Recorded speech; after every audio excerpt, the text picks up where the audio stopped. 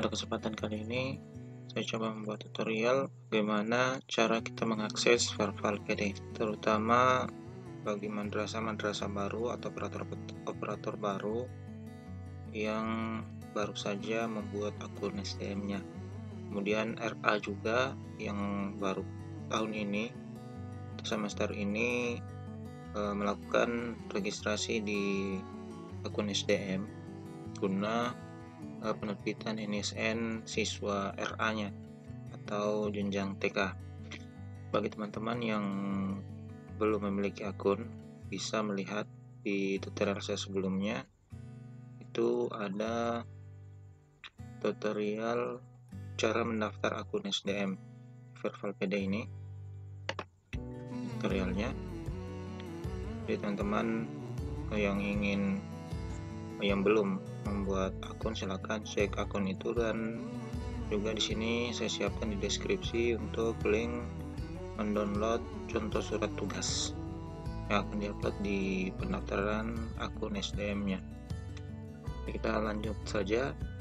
Setelah teman-teman memiliki akun SDM, maka langkah selanjutnya adalah kita masuk di pengecekan data siswa kita di Verval PD. Ini dia linknya yang teman-teman bisa gunakan, dan kita masuk. Di sini perhatikan baik-baik, jangan sampai salah. Ada yang login di sini, login ke sini, dan login ke sini. Yang kita login adalah di Verval PD-nya ini. Oke, saya langsung saja masuk. Nah, sekali lagi, kalau seperti ini tidak usah terlalu panik. Klik saja sekali lagi login. Itu akan dialihkan ke beranda ini. Oke, inilah beranda dari Verval PD. Jadi Verval PD itu verifikasi validasi peserta didik. Nah, teman-teman bisa mengecek apakah data siswanya sudah masuk atau belum. Yang berwarna hijau seperti ini adalah data valid, dan yang berwarna merah adalah data yang masuk di residu. Untuk mengetahui data residunya berapa jumlah siswanya, ini bisa dilihat di menu ini. Kalau dibaca data residu, persentase, dan jumlah rekor. Nah, jumlah rekor ini adalah jumlah data siswa yang masuk di data residu.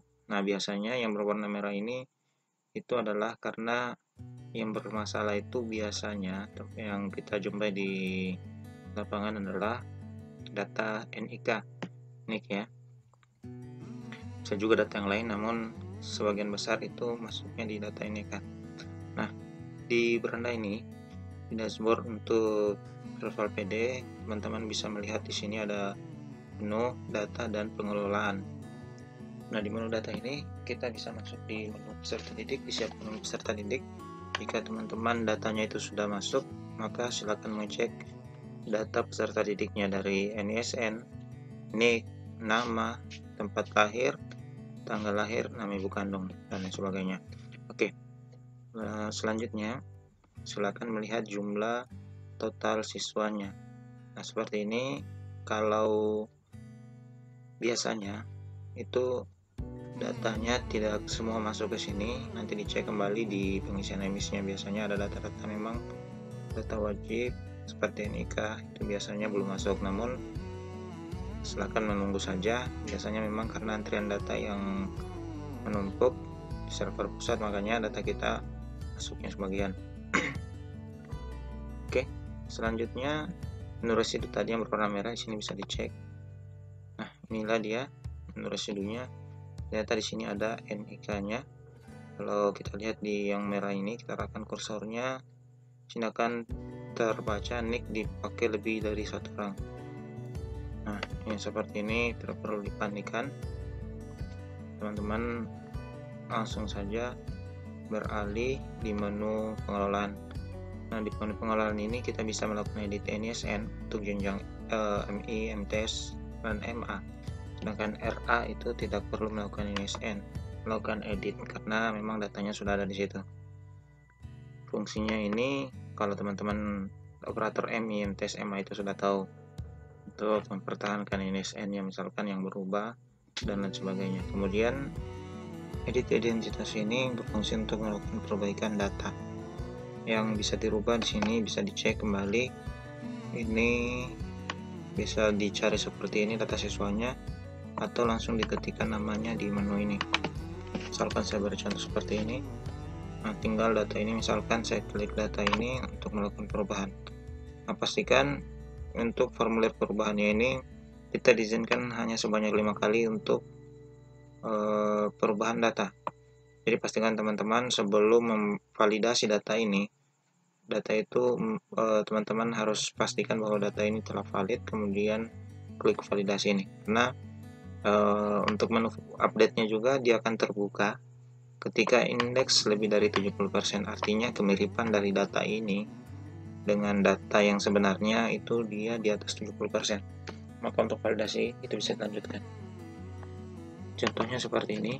Misalkan saya rubah data T seperti ini dari D menjadi T, kemudian saya klik validasi.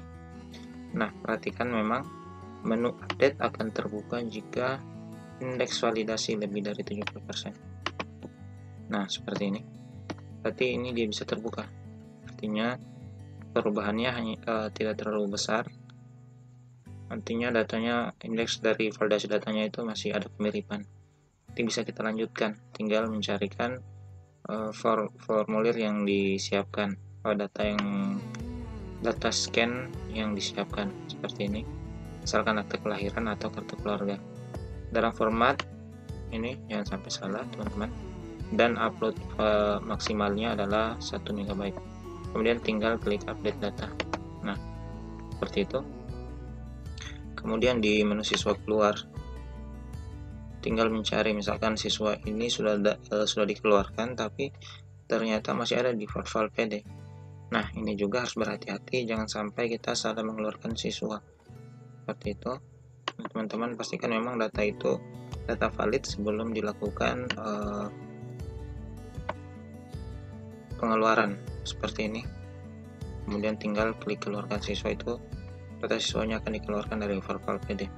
Kemudian yang paling penting juga teman-teman, ini diperhatikan ada panduan yang bisa dijadikan teman-teman sebagai rujukan bagaimana cara pengerjaan dari file PD ini, bagaimana ketika mendapat masalah dan solusinya seperti apa.